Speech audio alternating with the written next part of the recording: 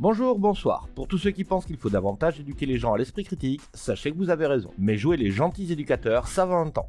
Ici, on va débunker les conneries des charlatans. Alors à tous ceux qui veulent se marrer en écoutant un mec qui s'y croit ou qui veulent rager en découvrant qu'on les prend pour des cons dans une démarche vénale ou pour une gloire illusoire, bienvenue à vous. Dans la vidéo d'aujourd'hui, nous allons nous pencher sur une personne que j'affectionne tout particulièrement. Car dans la vie, il y a des cons, comme vous aimez... Enfin, surtout moi, hein. Non, parce que vous... Bref, il y a des cons comme moi, et il y a des gens tout simplement doués et talentueux. Lui, il cumule les casquettes de vidéaste, médecin généraliste, généticien, biochimiste, nutritionniste, commercial et jardinier.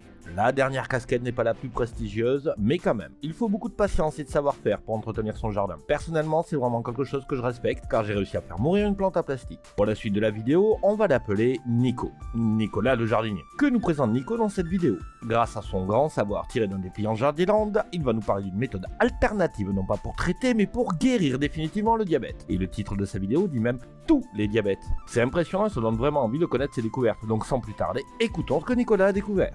Bonjour, c'est un plaisir de vous retrouver. Bonjour, tu habites Deschanté. Aujourd'hui, on va parler du diabète de type 2 et de type 1. D'accord, sauf qu'il y en a d'autres. Il y a aussi le diabète insipide, néonatal, gestationnel. Certains diront qu'il y a aussi le diabète rénal, mais cette appellation est inappropriée car ce n'est pas un diabète, mais un problème rénal qui a pour conséquence que l'on retrouve du glucose dans les urines. Le diabète insipide est une maladie où la personne a très souvent très soif, et donc boit de très grandes quantités d'eau, ce qui entraîne des allers-retours incessants aux toilettes pour vidanger. La polydipsie, c'est le fait de boire énormément, peut être un signe de diabète insipide ou de diabète sucré, le type 1 et 2 que beaucoup connaissent. On verra que Nico ne parle que du diabète sucré, et donc que sa solution ne concerne pas le diabète insipide. Le diabète néonatal, lui, comme son nom l'indique, est un diabète touchant les nouveau-nés. Il en existe deux formes, le transitoire, qui disparaît généralement vers les 18 mois de l'enfant, et le permanent, qui ne disparaît pas, comme son nom l'indique. La solution de notre jardinier génial ne s'applique pas vraiment aux nourrissons. En même temps, qui est-ce qui le laisserait toucher à son gamin? Bref, on va rester positif et sans a priori. Pour le diabète gestationnel, on va dire oui, tu chipotes, tout ça, non. Parce que c'est vrai, celui-ci est généralement transitoire. Il apparaît entre la 24e et 28e semaine de grossesse et disparaît après l'accouchement. Généralement. Il y a une chance, environ 10%, que le diabète gestationnel soit le signe d'un état prédiabétique et qu'un diabète de type 2 se déclare quelque temps après l'accouchement. Donc bon, écrire dans le titre comment guérir tous les diabètes alors qu'au final on ne parle que de deux types de diabète, c'est pas professionnel. Les deux étant présentés comme des maladies chroniques. Donc qui dit maladie chronique dit maladie qui n'a pas de solution, maladie chronique qui ne va qu'en s'aggravant. Je vais essayer de vous montrer que si elles sont chroniques et elles ne vont qu'en s'aggravant, c'est parce qu'elles sont traitées de la manière dont elles sont traitées actuellement, qui est juste une aberration totale. Donc, quand on parle de diabète, de quoi parle-t-on? On parle, dans le cas du type 2, d'un phénomène qu'on appelle la résistance à l'insuline, c'est-à-dire que l'insuline, qui est une hormone dans le corps, une hormone étant un messager chimique qui est véhiculé par le sang, l'insuline, cette hormone, a pour but de permettre la rentrée des nutriments au niveau de la cellule.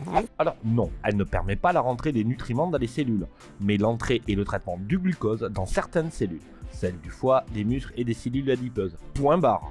Quand on parle d'un sujet, il faut être précis. C'est-à-dire que quand vous consommez des aliments, ce que vous consommez passe au niveau du sang, et puis depuis le sang, il faut que ça soit amené jusqu'au niveau des cellules pour que les cellules puissent l'utiliser.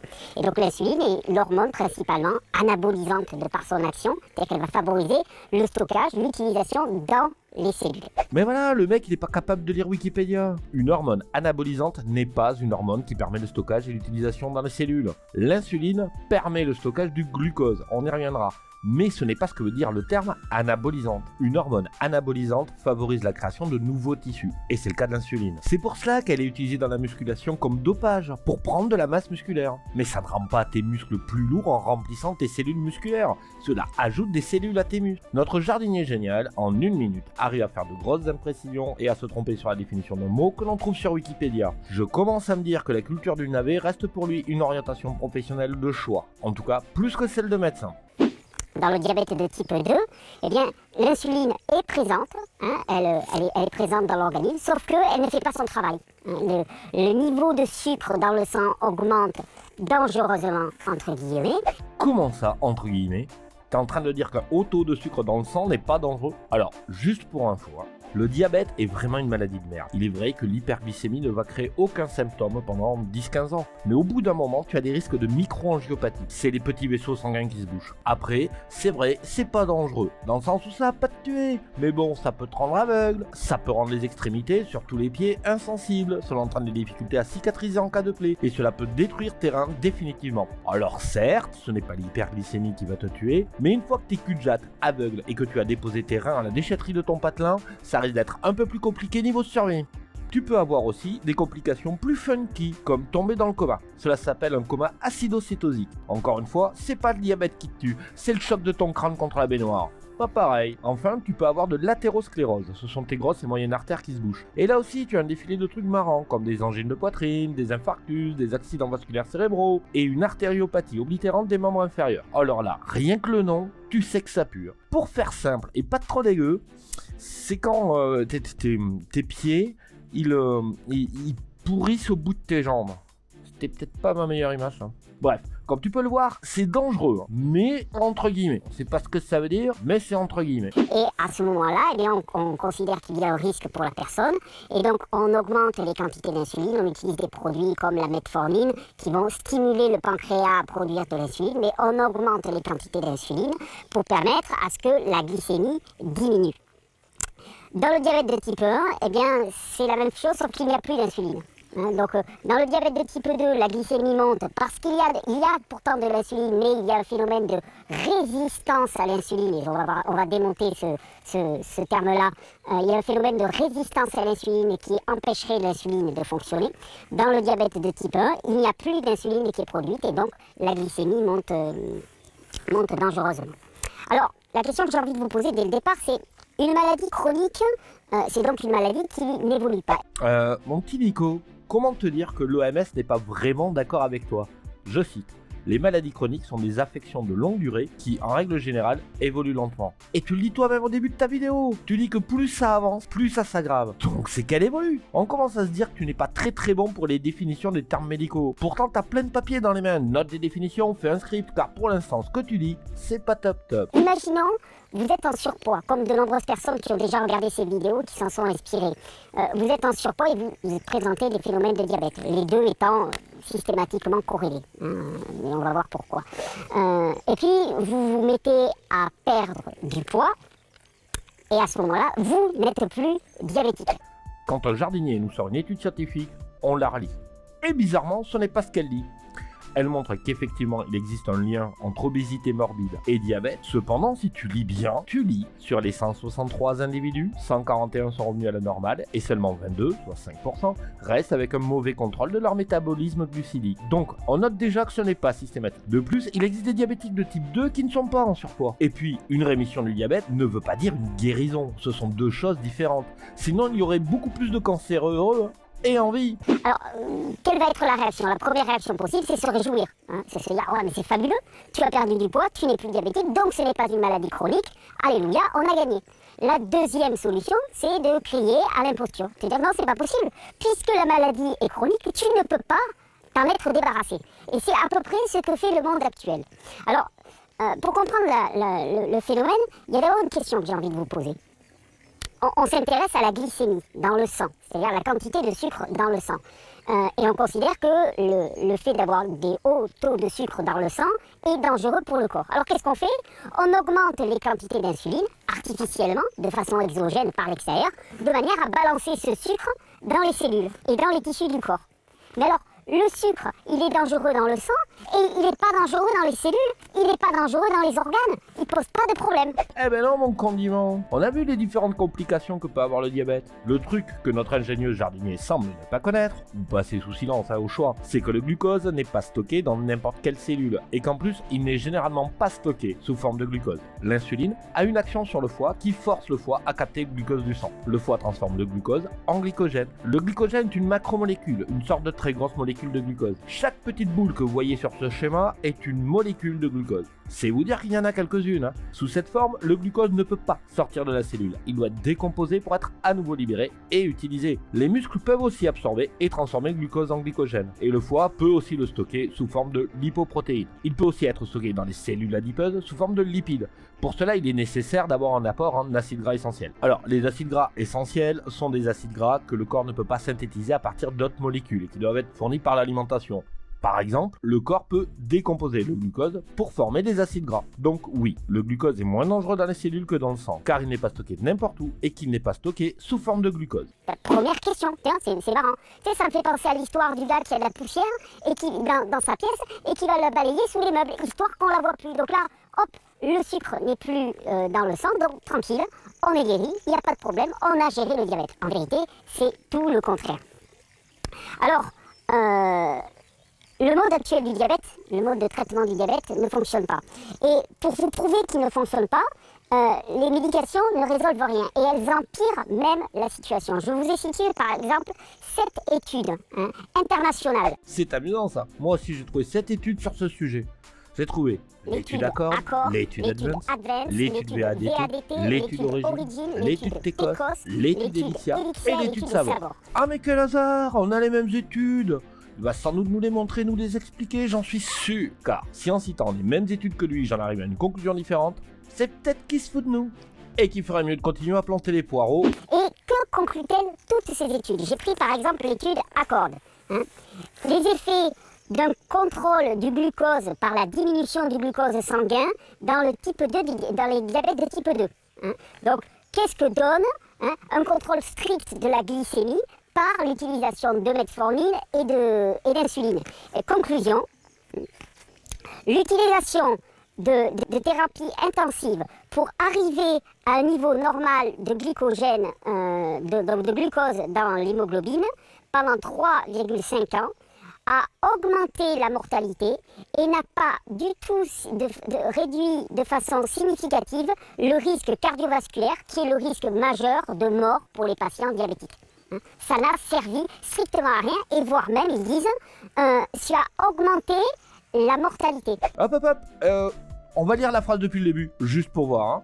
Par rapport à la thérapie standard, l'utilisation d'une thérapie intensive pour cibler des taux d'hémoglobine glyquée normaux pendant 3,5 ans a augmenté la mortalité et n'a pas réduit de manière significative les événements cardiovasculaires majeurs. Ces résultats identifient un préjudice non encore reconnu de la réduction intensive du glucose chez les patients à haut risque atteints de diabète. Eh ben oui mon petit Nico, l'étude dit juste que l'utilisation d'un traitement intensif n'améliore pas la santé du patient par rapport à un traitement normal. Elle ne dit pas que le traitement normal est dangereux, mais qu'un traitement intensif semble l'être. On va dire que tu parles aussi bien anglais qu'un épinard et que tu auras utilisé Google Trad pour les suivantes. Donc on sait très bien, alors ça c'est l'étude Accord, que conclut l'étude, je l'avais écrit là, que conclut l'étude Advance, les bénéfices en rapport avec la mortalité lié à une diminution de la glycémie dans le sang. Il n'y a pas d'évidence qu'un traitement intensif du glucose, du contrôle du glucose, je lis en anglais, amène à une amélioration de la mortalité par rapport aux maladies cardiovasculaires. Donc en fait, ça sert à rien. Bon ben voilà, on a notre réponse, c'est une courbe en anglais. Alors, que dit l'étude Advance? Je l'ai trouvé, mais je ne sais pas ce que nous lit Nico. Je ne trouve pas ce passage dans l'étude. Il y est peut-être, mais sa traduction est si foireuse que je n'arrive même pas à le retrouver en version anglaise. Sinon, l'étude Advance a pour but de faire descendre les taux d'hémoglobine glyquée. Oui, car Nico dit glycémie dans le sang ou glycémie dans l'hémoglobine, mais c'est hémoglobine glyquée. Pour faire simple, c'est de l'hémoglobine qui a été abîmée par le glucose du sang et cette hémoglobine glyquée reste 3 mois dans l'organisme. Donc en mesurant son taux, on peut avoir une bonne idée du niveau de diabète du patient durant les 3 derniers mois. Advance a pour but de faire descendre le taux d'hémoglobine glyquée en dessous de 6,5% afin de constater si cette baisse a un effet sur les accidents cardiovasculaires. Eh ouais, vous ne rêvez pas, c'est la même étude que celle d'Accord. Advance essaye de reproduire les résultats d'Accord, mais il n'y arrive pas, car la baisse d'hémoglobine glyquée a entraîné une réduction relative de 10% des événements cardiovasculaires, micro ou macrovasculaires. Il note d'ailleurs une réduction de 21% des néphropathies, c'est une maladie de rein. Alors que dans l'étude d'Accord, ils n'ont pas constaté cette réduction. Donc, si tu demandes à Nico de lire des études, ça n'a servi strictement à rien. Ou de traduire de l'anglais, Donc en fait, ça sert à rien. Et quid des 50 études, me direz-vous? Nico n'en parle pas, je vais le faire à sa place. L'étude VADT conclut que les événements cardiovasculaires apparaissent bien diminués parmi les sujets dont l'hémoglobine glyquée a été traitée de manière intensive. Cela n'améliore pas la survie globale, mais il y a moins d'accidents bénins.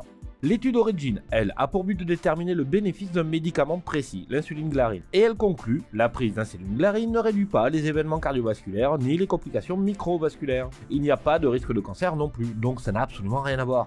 L'étude TECOS est une étude de sécurité. Le but n'est pas de prouver l'efficacité du médoc, la sitagliptine, mais il y avait une suspicion de lien entre le médoc et des pancréatites et des cancers du pancréas. L'étude conclut qu'il n'y a pas de lien et qu'il n'y a pas non plus d'insuffisance cardiaque.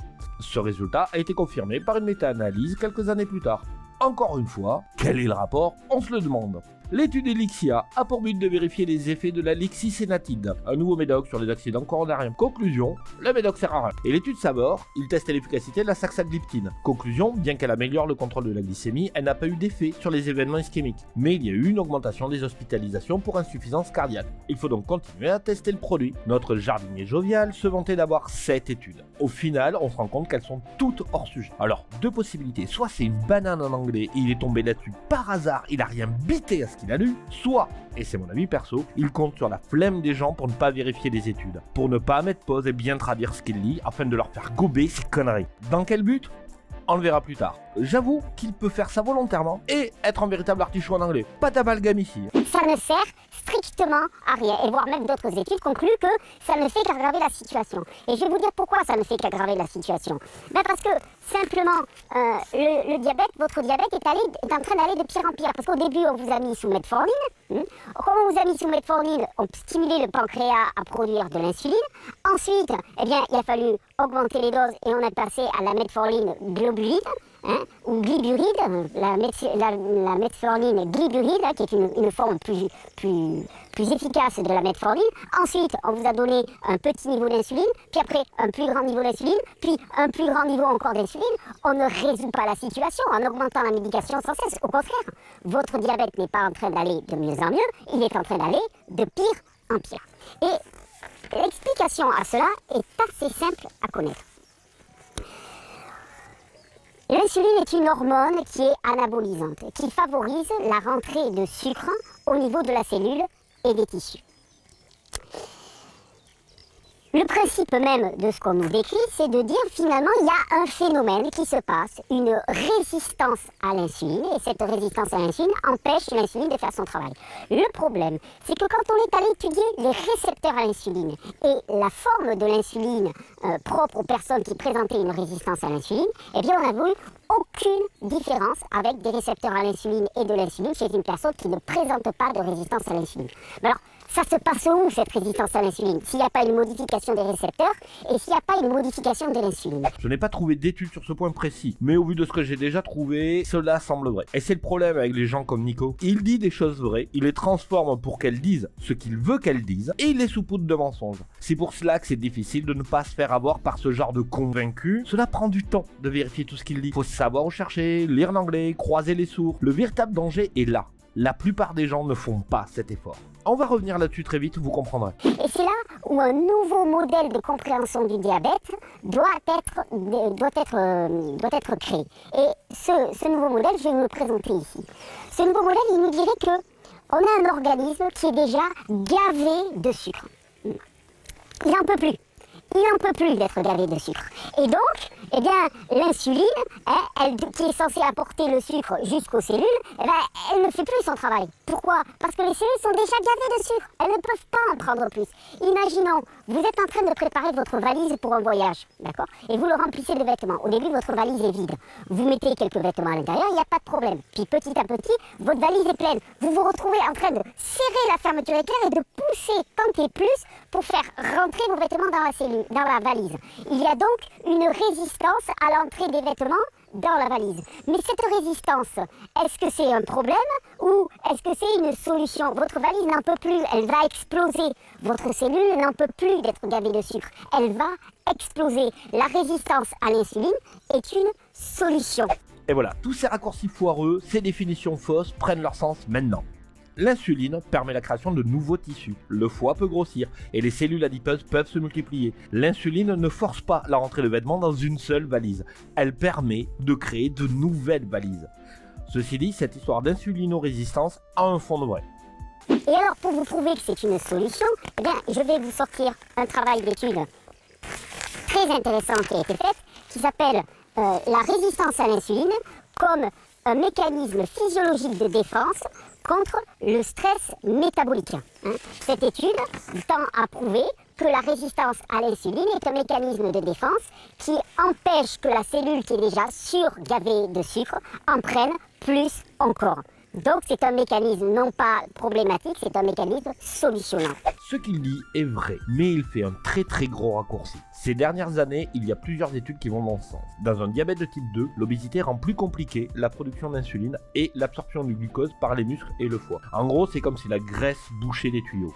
Du coup, le pancréas sécrète plus d'insuline pour compenser. Les adipocytes, eux, continuent de transformer le glucose en graisse, ce qui augmente les bouchons dans les tuyaux, ce qui force le pancréas à compenser davantage, etc. Sauf que certaines études tendent à montrer, alors ce n'est pas du sûr, mais les résultats sont encourageants, que l'insulinorésistance serait bien un phénomène de protection. Les muscles squelettiques et les muscles cardiaques, en présence de trop de glucose, deviendraient insulinorésistants pour éviter des ischémies. Entendons-nous bien, ce n'est pas encore prouvé, mais les résultats sont encourageants et poussent d'autres scientifiques à faire plus de recherches dans ce sens-là.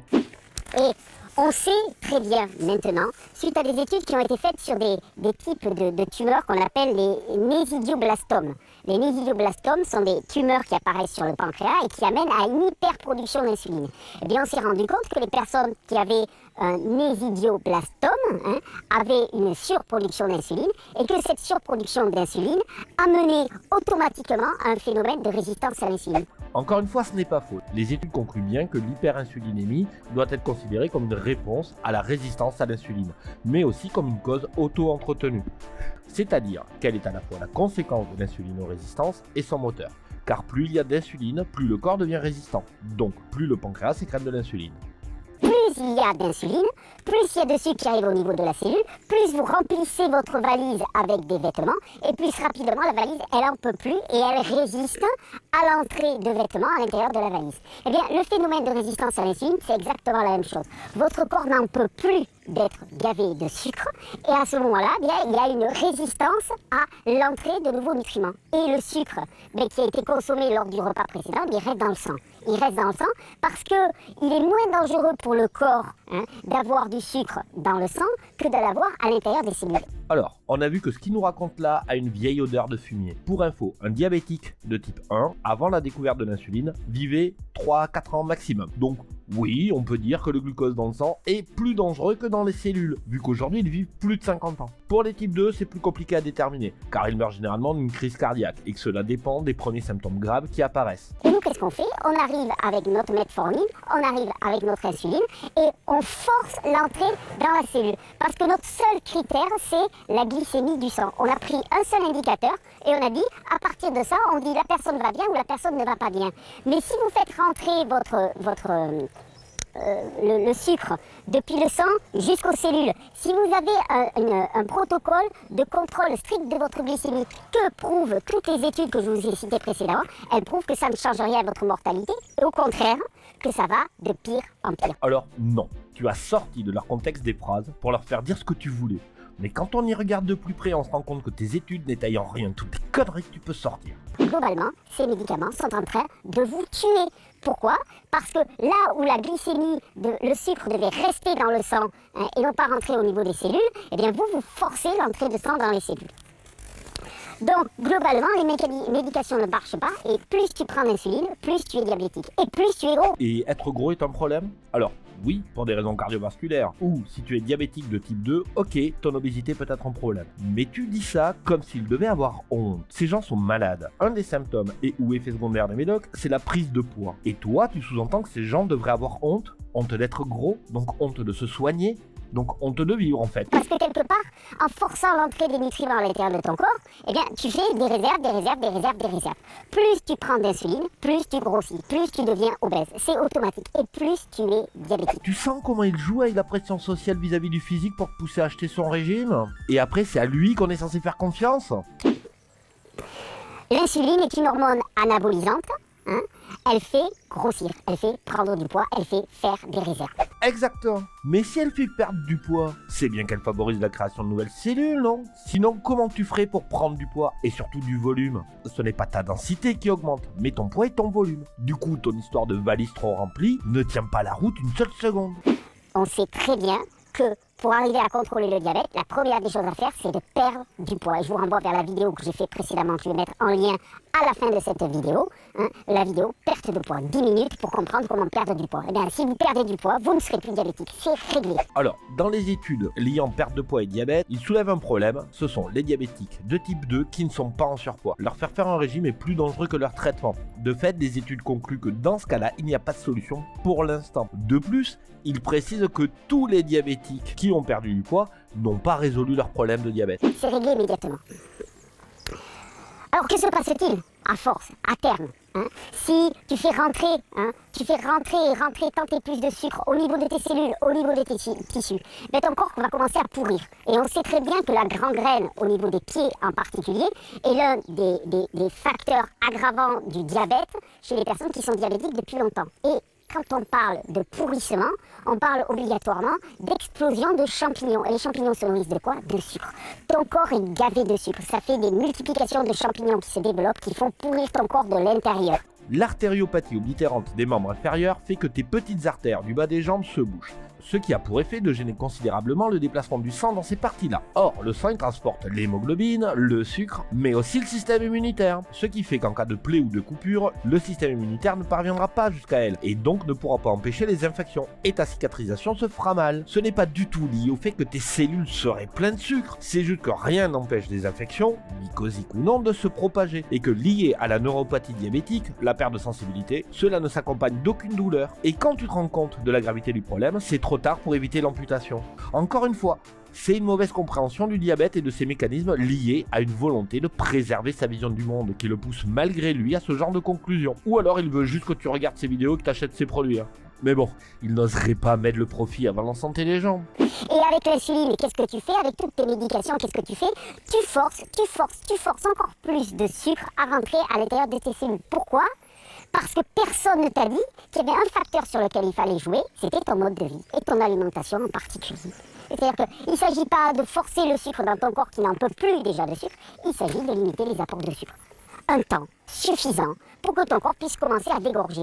Et d'ailleurs, c'est assez amusant parce que les personnes qui se mettent à jeûner, les diabétiques qui se mettent à jeûner, alors je sais très bien, on t'a dit de jamais jeûner en étant diabétique. Ah, mais essaye un petit peu pour voir ce que ça va donner. Bah oui, essaye. Soit tu vas mieux, c'est peu probable, soit tu meurs et tu ne pourras jamais témoigner de ton test. Mais si ça se passe mal et que tu es toujours en vie, tu pourras toujours le dire en commentaire. Ah ben non, tu ne pourras pas te témoigner. Quand on dit de la merde, faut surtout pas que les gens puissent venir dire que t'es un gros concombre. Bien, les personnes diabétiques qui se mettent à jeûner, qu'est-ce qu'elles voient? Elles voient leur glycémie qui augmente vertigineusement. Qu'est-ce qui se passe? Les cellules commencent à cracher tout le sucre qu'elles ont à l'intérieur, à le donner à l'organisme pour qu'il puisse l'utiliser. Enfin, on commence à utiliser nos stocks. Alors, la résistance à l'insuline n'est pas un problème, c'est la solution, comme je vous l'ai dit. Et la stratégie pour sortir de cette situation, eh bien, elle est toute simple. Au travers de ce que je vous ai présenté, elle est toute simple. Premièrement, arrêtez d'ajouter du sucre. Et on parle de régime alimentaire. Deuxièmement, permettre au corps d'utiliser enfin ces surstocks de sucre qu'il a stockés sous forme de graisse, sous forme de glycogène et sous forme de sucre même à l'intérieur des cellules, arriver à déstocker enfin et à utiliser ce surplus. Une fois que vous avez fait ça, vous n'êtes plus diabétique de type 2 et c'est réglé. On notera qu'il parle subitement de glycogène, mais sans dire ce que c'est, histoire de laisser les gens faire des raccourcis. Glycogène, glucose, les mots se ressemblent, ça doit être la même chose. Ceci dit, ce qu'il dit est vrai sans l'être. Un régime basse calorie va te faire perdre du poids et t'aider à gérer, voire régler le problème du diabète. Mais il est important de le faire sous contrôle médical, avec un nutritionniste, un diabétologue et des gens qui seront là pour t'épauler, corriger tes erreurs, etc. Ne fais surtout pas cela tout seul. Et surtout, n'arrête pas de manger du sucre. On va y revenir. La plupart des gens ne savent pas correctement équilibrer leur alimentation. Va voir un professionnel, pas un type qui te raconte qu'il a soigné sa tuberculose en buvant du jus de papaye. Surtout que ce qu'il te dit pas, c'est que si jamais tu reprends du poids, ton diabète va revenir. Tu seras pas guéri.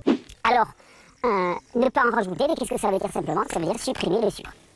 Supprimez le sucre. Toutes les formes de sucre raffiné doivent être supprimées systématiquement. Vous n'en pouvez plus, vous êtes plein. Il y a un moment où il faut prendre des dispositions. Tous les produits transformés qui contiennent du sucre, vous les supprimez. Sucre blanc, sucre raffiné. Le seul sucre qui va vous convenir, c'est le sucre naturel des fruits. On notera l'opposition entre sucre naturel des fruits et sucre raffiné ou transformé, comprendre artificiel ou chimique. Car un petit appel à la nature, ça ne fait jamais de mal. Alors je sais très bien, votre médecin vous a dit, ne consommez surtout pas de fruits. Ce qui est curieux, c'est que tous les spécialistes du diabète que l'on interroge disent le contraire.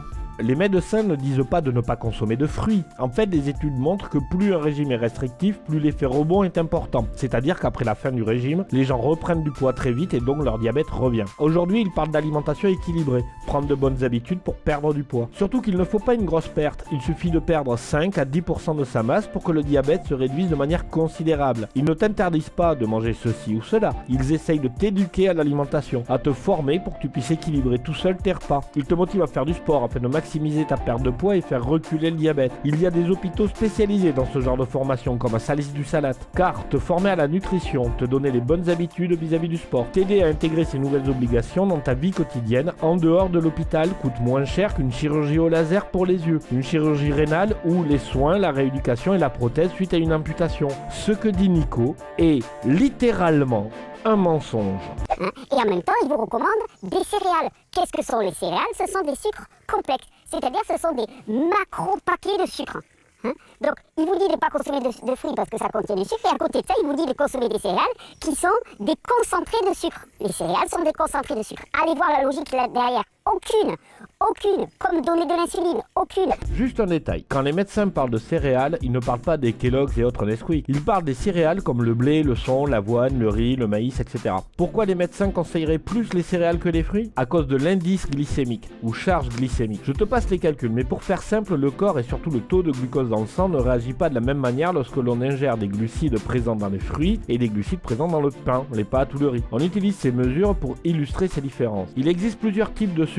C'est la famille des glucides. Certains, comme le saccharose, le sucre blanc, est une molécule assez courte. Ils sont donc simples à digérer et passent donc rapidement dans le sang, ce qui crée un pic de la glycémie, ce qui oblige à injecter plus d'insuline, ce qui peut créer une hypoglycémie. En d'autres termes, la glycémie varie beaucoup en très peu de temps. Les glucides présents dans les pommes de terre ou le pain blanc ont des molécules plus longues et plus complexes. Ils ne peuvent pas être absorbés par l'organisme sous cette forme. Au travers de la digestion, ils seront décomposés pour pouvoir être utilisés. La glycémie monte moins rapidement. Dans le pain complet ou dans les lentilles, les glucides sont aussi longs, mais ils sont prisonniers de fibres. Ces fibres sont plus longues à digérer encore et le glucose présent met encore plus de temps à passer dans le sang. La glycémie monte donc moins rapidement et sur une plus longue période, le temps que la digestion se finisse. Cela rend la glycémie du sang plus stable et cela rallonge l'impression de satiété. Voilà pourquoi votre médecin vous conseille plus certaines céréales que certains fruits. À cela, rajoutons encore un zeste de complexité, car si tu bois un jus d'orange au début de ton petit déjeuner, la charge glycémique sera importante. Mais si tu bois ce même jus d'orange à la fin, après une bonne tartine de pain complet, l'indice glycémique sera moindre, car il y aura des fibres à digérer dans l'estomac.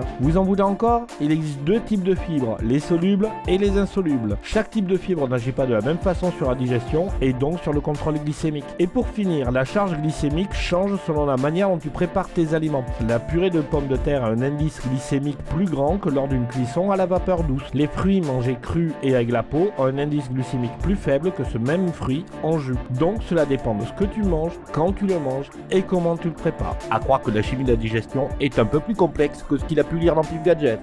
Dans le meilleur des cas, c'est juste un inculte. Dans le pire, c'est un escroc. Et c'est à lui que tu veux confier ta vie? En fait, on préfère vous dire ne touche rien à ton régime alimentaire, continue à te gaver de sucre et continue à prendre de l'insuline parce que de tous les côtés tu consommes des céréales, tu consommes des produits transformés et tu consommes de l'insuline. Marché juteux. Quand on utilise le complotisme comme argument, c'est une escroquerie, qu'il soit de bonne foi ou non. Mais, fait amusant, en faisant mes recherches, je suis tombé sur un article très intéressant. Je précise de suite, je n'ai rien trouvé qui corrobore ou invalide l'article. La personne responsable semble correcte. Mais bon, prenez ça avec circonspection, car sans preuve, on ne peut être sûr de rien. Mais tout de même, l'article montre que l'étude Advance, présentée par notre prodigieux jardinier, prête le flanc à un grave conflit d'intérêts. Et que l'étude accorde, même si ce n'est que des suppositions de la part de son auteur, n'est peut-être pas si transparente que cela. Alors, il parle de marché juteux, mais quand les deux seules études qu'il nous montre sont critiquées à cause d'un conflit d'intérêts, on évite de ramener sa fraise, même en souci. Alors Alors qu'on devrait te dire, arrête de consommer des sucres, ne prends pas d'insuline, il n'y a pas besoin, ton corps a déjà eu suffisamment de sucre, et consomme les sucres que tu as excédentaires et tu vas voir, tout va bien se passer. Alors, premièrement, arrêtez d'ajouter du sucre. Et moi, je mets au défi quiconque regarde cette vidéo, qui présente un diabète de type 2, adoptez pour 3 semaines. 3 semaines simplement. Un régime alimentaire qui serait fait exclusivement de légumes et de fruits. Des légumes crus, cuits, en jus, comme vous voulez. Des fruits en quantité. Vous pouvez même prendre des fruits gras, oléagineux, des amandes, des avocats, de l'huile d'olive. Vous faites des bonnes salades, vous faites des légumes cuits, des belles potées de légumes et ainsi de suite. 3 semaines. En 3 semaines. Alors, vous évitez les pommes de terre qui sont très riches en sucre. Vous devez éviter les légumes trop amidoneux, les châtaignes et les pommes de terre, les courges, voire. Vous allez vraiment sur les légumes verts. Ouais, bon, tous les légumes. Enfin, pas tous. Et mieux vous connaître ceux à éviter. En résumé, ce qu'il nous dit là, c'est d'aller voir un gars qui sait mieux que nous. Un nutritionniste quoi. Donc un médecin. Donc Big Pharma. Surtout que les études que j'ai trouvées parlent plus de 6 à 8 semaines de régime basse calorie. Pas 3. Mais bon, faut pas démotiver ses ouailles. Et les légumes et les fruits. 3 semaines, dans 3 semaines, vous n'êtes plus diabétique. Dans 3 semaines, vous n'avez plus aucun problème. Pourquoi? Parce que en l'absence de sucre, votre corps aura déstocké, il aura utilisé son stockage, et à ce moment-là, il n'y aura plus de problème. Vous n'êtes plus diabétique, c'est réglé. Et en même temps, vous aurez perdu du poids. Deuxième chose, favoriser le fait que le corps brûle le sucre. Et à ce moment-là, qu'est-ce qu'il faut faire? Eh bien, il faut laisser un temps au corps dans lequel il n'est pas alimenté. Et on commence enfin à déstocker. Non, parce que on stocke toute notre vie. Il y a bien un moment où il faut utiliser ces stocks. Ça ne sert à rien de faire des réserves si ce n'est pas pour déstocker. Si on fait du sport, on déstocke, non? Du coup, le régime n'est plus si essentiel que cela. Si on brûle en une journée plus que ce que l'on consomme en une journée, techniquement, ça marche aussi. La réponse est oui, mais Nico ne vous le dira pas. Son but n'est pas que vous soyez en bonne santé, c'est que vous achetiez ses produits et que vous vous inscriviez à son association de bien-être, qui, je le dis comme ça, est quand même surveillée par la Mivilude. C'est peut-être un bon argument pour se méfier de lui, non? La meilleure solution pour permettre au corps de déstocker et régler très rapidement une situation dans laquelle la personne est gravement atteinte par la résistance à l'insuline et le diabète de type 2, c'est le jeûne. Vous commencez à jeûner. Le jeûne intermittent est la meilleure solution. Vous ne faites plus qu'un repas par jour, le soir. De toute façon, vous êtes déjà en surpoids. Je veux dire, vous n'allez pas craindre de maigrir. C'est la meilleure nouvelle qui puisse vous arriver. Bah ouais, c'est la meilleure nouvelle qui puisse t'arriver. Tu es gros, tu es donc de la merde. Tu te maries, on s'en fout. Tu deviens père ou grand-père, on s'en fout. Tu guéris de ton diabète, on s'en fout. Tu n'es plus gros, c'est tout ce qui compte. Je serais lui, j'irais jusqu'au bout des raisonnements en disant que les gros ont à peine le droit de vivre. Ce serait plus clair et je montrerai à tout le monde que j'ai une morale de merde. Faites un seul repas par jour. Un seul repas par jour le soir. Tu vas me dire, ouais, ma glycémie, elle va valdinguer et ainsi de suite. Regarde, tu peux la surveiller ta glycémie. Si vraiment elle faisait n'importe quoi, il y aurait lieu d'agir. Mais il y a des grandes chances que ça ne soit pas le cas. Et il te sort ça comme ça, sans preuve. Pour la plupart des gens qui tentent cette expérience, il n'y a aucun problème. Qui sont ces gens? Où sont leurs témoignages? On sait pas, faut le croire sur parole. Leur glycémie se porte à merveille. Ils sont même plutôt en légère hyperglycémie. L'hyperglycémie n'étant pas un problème en soi, en tout cas pas un problème à court terme. Et là, il te rajoute à court terme. Il a dit durant toute sa vidéo que ce n'était pas un problème, mais la solution. Et là, il te dit oui, à court terme. À mon avis, c'est la vision d'un aveugle cul-de-jatte sous dialyse qui lui a fait prendre conscience de ses propos. Ils sont en légère hyperglycémie, pourquoi? Parce que leurs cellules sont en train de cracher. Ou il n'y a plus rien qui régule ta glycémie. Parce que sans insuline, le foie crache autant de glucose qu'il le peut. Mais sans insuline, les muscles n'arrivent plus à capter ce glucose pour fabriquer de nouvelles cellules. Donc, ils puisent dans les graisses. Certes, tu maigris. Mais c'est là la cerise sur ta précommande de couronne mortuaire. Car lorsque le foie transforme la graisse en produit utilisable par les muscles, cette transformation libère des produits toxiques pour l'organisme. Et quand ces produits sont en excès, on a des nausées, des somnolences, etc. Tu te rappelles quand je te parlais de coma acidocétosique? Bah tu y es. Et si tu n'es pas pris en charge très rapidement par un hôpital, on t'offrira une chambre tout confort, climatisée, à la main. Si c'est ça son remède contre le diabète, je choisis le diabète. Vous jeûnez, vous mettez à jeûner, jeûne intermittent, un seul repas par jour ou 2 repas par jour, au moins ne pas manger le matin.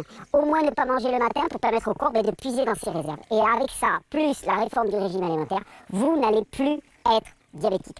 Moi j'aime utiliser aussi des plantes qui vont permettre l'élimination. Ah, on y arrive. S'auto-sponsoriser, c'est le futur. Après t'avoir bien fait flipper, il t'offre la solution qui te permettra de ne plus être diabétique. Mais surtout de ne plus être un gros tas de saucisses, mais une élégante carotte avec un gros navet dans le... J'utilise beaucoup le mélange que j'avais présenté pour les problèmes de perte de poids. Le mélange qui va aider le corps, mais bien sûr en sachant que ça ne va pas faire le travail. Ce qui fait le travail, c'est le corps. Bah oui, car si tu ne fais que prendre les gélules, tu risques de te rendre compte qu'elles ne servent à rien. Tandis que si tu fais un régime, tu verras, c'est grâce à elles que tu perds du poids, pas grâce au régime. Alors, vous allez me dire, oui, mais alors, le diabète de type 1, parce que là, on ne produit plus d'insuline. Qu'est-ce qu'on peut faire? Les îlots bêta des cellules de Langerhans. On sent le gars qui maîtrise le sujet, hein. Alors cela s'appelle les cellules bêta des îlots de Langerhans. Ah, j'ai oublié mon étude. Oh, j'ai oublié que je pouvais refaire une prise. Le gars, il essaye de vous sauver la vie. Il va pas perdre 10 minutes à aller chercher son papier et à refaire une prise. Ça vaut pas le coup. Je vous la mettrai à l'écran. J'ai oublié ma petite étude. Les cellules bêta des îlots de Langerhans, qui sont censées produire de l'insuline, ne produisent plus d'insuline. Alors, qu'est-ce qu'on peut faire? On te dit, de toute façon, c'est à vie. À vie qui doit avoir de l'insuline. Eh ben, j'ai une bonne nouvelle pour vous, c'est pas à vie. Votre corps a une capacité innée à l'auto-réparation à partir du moment où on lui en donne les possibilités. Et l'étude que je vais vous afficher ici vous prouve de façon définitive que la meilleure stratégie pour permettre que les cellules bêta des îlots de Langerhans reproduisent de l'insuline, c'est de laisser le corps au repos. La pratique du jeûne. Alors, dans cette étude, les cellules bêta de Langerhans de souris ont été endormies par des injections à haute dose de streptozotocine. Et on a soumis ces souris à une diète rapide reproduisant le jeûne. C'est ce que veut dire le titre de l'étude. Il précise tout de même que la diète est celle du programme Prolon de L-Nutra. Tu peux donc voir que ce n'est pas un jeûne. Tu manges 3 fois par jour. Il y a même des barres énergétiques avec du miel, du beurre, du sucre, etc. En conclusion, lorsque les souris suivent un régime alimentaire restrictif pendant 4 jours, puis sont nourries normalement pendant 3 jours, et ainsi de suite, les cellules bêta de Langerhans endormies reprennent leur fonctionnement normal. Quelle différence il y a entre des souris dont les cellules bêta de Langerhans sont endormies grâce à un médoc et un être humain victime d'une maladie auto-immune? Aucune, ou presque, enfin pas grand chose. Un détail, une fan de carotte, un P de coccinelle. Encore une fois, cette étude ne prouve rien, mais ces résultats encouragent d'autres chercheurs à creuser dans cette voie. Permet, de par la production de protéines qui sont régénératrices pour le pancréas, permet de relancer la production endogène d'insuline. Ça, c'est un formidable exploit. Je l'attendais cette étude depuis longtemps, qu'on n'arrête pas de taper sur les solutions à coups de médicaments, à coups de principes de vie qui sont aberrants, alors qu'il faudrait juste avoir l'humilité de reconnaître que notre corps fonctionne parfaitement, y compris dans le diabète de type 1, et que quand on le laisse tranquille, quand on le laisse au repos, eh bien, le corps est capable de reconstruire son pancréas au point où les cellules bêta vont recommencer à produire de l'insuline. Ouais, et ton cerveau il se régénère un jour? C'est un magnifique espoir pour tous les malades diabétiques de type 1. Il va falloir contrôler leur glycémie. C'est vrai qu'au début, tant que la glycémie n'est pas produite, y compris en jeûne, il peut y avoir des fluctuations. On fait au mieux, des petits jeûnes, on s'adapte. Chacun régule comme il le peut, mais le jeûne est la voie à suivre. Non, le jeûne n'est pas la voie à suivre. Par contre, toi, t'es une personne à fuir. Alors, au cours de cette petite présentation de 20 minutes, j'ai dépassé mon timing, mais 20 minutes c'est tellement peu pour vaincre définitivement le diabète. Non, c'est beaucoup trop long, vu que la seule chose que tu fais, c'est mettre la vie des autres en danger. Vous avez compris, le diabète n'est pas un problème. L'hyperglycémie dans votre sang est un signal. C'est même une solution. Votre corps se protège contre la suraccumulation de sucre au niveau des cellules et des tissus. Et le sucre stagne dans le sang. Si quelqu'un vous persuade de forcer le sucre à passer du sang vers les cellules et vers les tissus, et il est en train de vous conduire doucement vers la mort et non pas en train de vous aider. Après tout ce que je viens de te dire, je suis vraiment obligé de te préciser que c'est l'inverse et que c'est lui qui met ta vie en danger. Et à côté de ça, alors je dis légumes et fruits, vous pouvez aussi ajouter des produits protéinés en petite quantité, sans délirer, sans surabuser. Ça ne pose pas du tout de problème pour le contrôle de la glycémie. Bah oui, les produits protéinés, car dans ta diatribe pourrie, tu avais oublié 2-3 trucs. À croire que cela ne s'improvise pas d'être médecin, diabétologue ou nutritionniste. De moi vous dire, ça suffit. Bon, on ne va pas continuer plus loin car il se répète beaucoup et essaye à nouveau de te vendre ses boniments. Mais Nico, personnellement je te propose un régime strict sans vidéo pendant quoi? 30, 60 ans? On te laisse jardiner pépouze, mais tu arrêtes d'inciter les gens à risquer leur vie avec tes conseils pourris. Parce que son schéma est simple, il fait des imprécisions, de fausses définitions, il fait lire à une étude ce qu'elle ne dit pas. Et après, il commence à s'énerver, comme si cette injustice le touchait au plus profond de lui et que la médecine était corrompue. Il éveille l'espoir de te sortir définitivement d'une maladie qui est préoccupante et handicapante. Il veut créer chez toi un sentiment de révolte. Et quand tes sentiments prennent le dessus, c'est ton esprit critique qui part à la plage. Et vous voulez en savoir plus? Son association Noa 1901 te vend des gélules pour traiter des maladies bénignes comme la fibromyalgie. C'est une maladie chronique caractérisée par des douleurs musculaires et articulaires, des troubles cognitifs, de l'humeur, du sommeil, etc.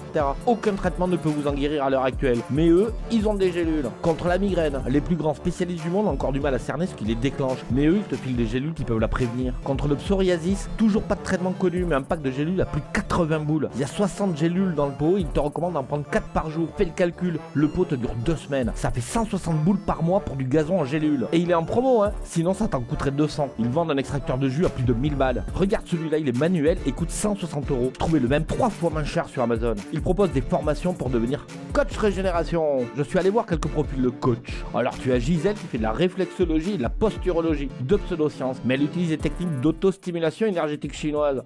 J'espère qu'elle l'a appris de Bouddha himself. Après tu as Claudine qui fait de l'iridologie, je vous explique juste après. Elle a une formation de base psychanalytique, toujours une pseudoscience, et son chemin de vie est passé par l'évolution spirituelle. La nana elle fait de la planche à voile dans l'astral, tu peux pas tester. Quant à l'iridologie, c'est quand le gars il regarde ton iris, il peut te dire tes traumatismes physiques et émotionnels, tes prédispositions génétiques, tes intoxications et inflammations, la résistance de ton système immunitaire, il voit même ta vitalité. Faut juste m'expliquer ce que ça veut dire, hein, voir ta vitalité. Perso, ça me fait penser à des trucs porno, mais j'ai l'esprit mal placé. Sérieusement, il y a vraiment des gens qui y croient? Et enfin, on a Patrice, lui il fait de la moxibution, c'est-à-dire qu'il chauffe des points d'acupuncture pour équilibrer ton énergie. En gros, le gars il écrase sa clope sur ton dos en t'expliquant que ça va ouvrir tes chakras et que demain tu pourras passer ton niveau flocon sur les pentes enneigées de la 8ème dimension avec Claudine, Gisèle et Bouddha. Pour finir, on va revenir sur son Assos 1901. Et si on lit les petites lignes tout en bas de la page, on voit quoi? Tous les conseils donnés sur ce site sont à destination uniquement et strictement des personnes adultes, et aucun de ces conseils ne devrait être appliqué aux enfants sans l'avis d'un professionnel de santé. Ils ne disent pas ne doit pas être appliqué aux enfants, mais ne devrait pas l'être. Pourquoi ils mettent ça? Parce qu'ils sont au courant que mettre un gamin de 7-8 ans à ce genre de régime alimentaire, c'est plus une tentative de meurtre que de l'éducation. Et ils y sont obligés car le jour où un gamin crèvera à cause de leur connerie, il pourrait aller en tôle. Là, c'est uniquement de ta faute à toi. Eux, ils peuvent continuer leur marché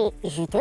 Quand je te dis qu'ils en ont rien à foutre de toi. Un peu plus bas, on a quoi? En conséquence, le site ne remplace en aucune façon une consultation médicale ou les conseils de tout autre professionnel de santé. Seul votre médecin généraliste ou spécialiste est habilité à l'établissement d'un diagnostic médical et à l'établissement du traitement adapté qui en découle. Le gars, il vient de passer 20 minutes à t'expliquer que ton médecin essaie de te tuer, mais que lui a le seul vrai remède. Et dans les petites lignes, il te dit que seul ton médecin peut établir un traitement adapté. Encore une fois, ils ne veulent pas aller en tonne pour exercice illégal de la médecine. Par contre, ils ne seront pas avec toi à l'hosto pendant que tu crèveras. Et enfin, il cite l'article 10 de la Constitution relatif au droit de la liberté d'expression. Tu prends une autre Assos 1901 comme les Restos du Cœur. Tu les imagines au début du spectacle des enfoirés citer l'article 10 de la Constitution pour éviter la flopée d'insultes qu'ils se prennent chaque année? Tu imagines à quel point ils seraient ridicules et perdraient en crédibilité? Je les soupçonne d'être totalement au courant que ce qu'ils racontent c'est n'importe quoi. C'est pour cela qu'ils se cachent derrière l'article 10. Perso, j'appelle ça un aveu de culpabilité. Le pire étant qu'il y a 441 000 personnes qui se sont fait avoir par ce type qui se sont abonnés à sa chaîne. Des centaines de milliers de pauvres gens qui vont croire que leur bras amputé peut repousser. Des gens qui vont croire que la médecine ne te soigne pas mais ne fait que te tuer. Ces mêmes gens qui vont hésiter à amener leur gosse chez un médecin ou qui ne vont pas lui donner les bédocs mais lui faire boire du jus de betterave. Alors on va me dire qu'ils ont le droit de croire en ce qu'ils veulent et que le plus important c'est que ça leur fasse du bien. Et je suis d'accord, à la condition de ne pas essayer de convaincre les autres que la médecine scientifique essaye de les tuer. Nico croit ou fait croire que les médecins sont de dangereux charlots. Moi je crois que c'est lui qui est dangereux. Alors je suis son exemple, je me révolte et m'insurge contre ces personnes, car à cause de leurs conneries, toi et moi on peut perdre un pote, un parent, un enfant qui se fera avoir. Et moi ça me fout en rogne. Et au nom de l'article 10 de la Constitution, j'ai le droit de le lire. À toutes et tous, restez vigilants, restez critiques et devenez un relou. Moi je m'arrache.